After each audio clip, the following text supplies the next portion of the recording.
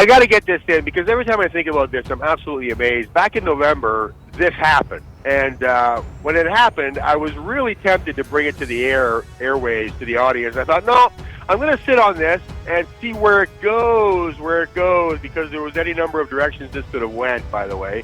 There was an auction back in November at Christie's in New York City of a Leonardo da Vinci painting, okay? And this painting was expected to go to $100 million, all right? And, okay, so there was at least one bidder who said that he or she would go to $100 million. Okay, that was now the minimum, right? And so the auction started and went to $100 million, but that was nothing. When it finally made it to $300 million, Carl, there was 3 bidders left, okay? One was from Saudi Arabia. The other was from the UAE, the United Arab Emirates. The other was from Qatar. Now, I don't know if you understand, I'm sure you do, I don't know how many in the audience understand that Saudi Arabia and the UAE are allies, okay? Together, they are enemies with Qatar, as of very recently, okay, in the last couple of years, okay? So there was this bid, but see, it's secret bidding. So the people representing Saudi Arabia and Qatar and the UAE, they each did not know who the other bidder was, all right? So the bidding is going up and up and up. It finally ended at $400 million. That's how much this painting by Da Vinci sold for, okay? This is absolutely shocking. And by the way, what Christie's auction house got for that one item was $50 million. That was their what they got paid to sell that particular painting, okay? But what's remarkable about this, though, is that the Saudi government, okay, the Saudi royal family, they were bidding on this to be a gift for the United Arab Emirates, okay? So the United Arab Emirates was bidding against the Saudis, okay? This whole thing is very fascinating. So but they did not know, the UAE did not know that the Saudis were bidding on it as a gift for the UAE, okay? And what happened was the UAE thought that Qatar was bidding for it. And Saudi Arabia thought that Qatar was bidding for it. And at the end, when it went over $350 million, it was just down to 2, the Saudis and the UAE. Qatar had dropped out at this point. Now the Saudis and the UAE were bidding against each other. Now I'm going to shorten this up here. It finally went to the UAE. The UAE won the bid for that. Okay, it went for $400 million. Can you guess what the painting is? The painting was the Salvator Mundi. Salvator Mundi is Latin for Savior of the World. It is a artistic rendering by Da Vinci of Jesus Christ.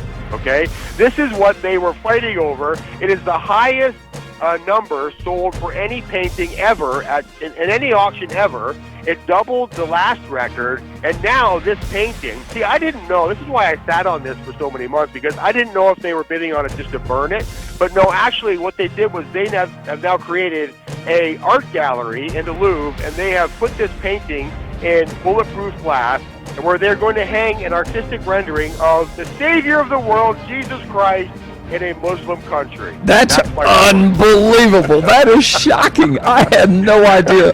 That's really good. See, folks, this is why you listen to Freedom Friday. Mike? American Survival Wholesale is proud to sponsor this ministry and their efforts to shed light on the issues that face our nation. As a veteran and Christian-owned and operated company, we support the freedom to express these Christian principles. We all understand the importance of being prepared.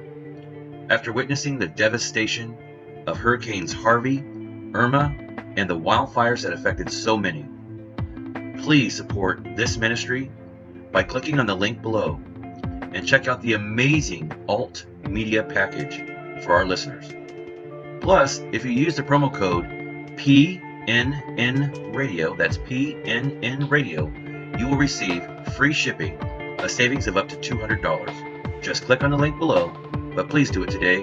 Your support means so much to this channel.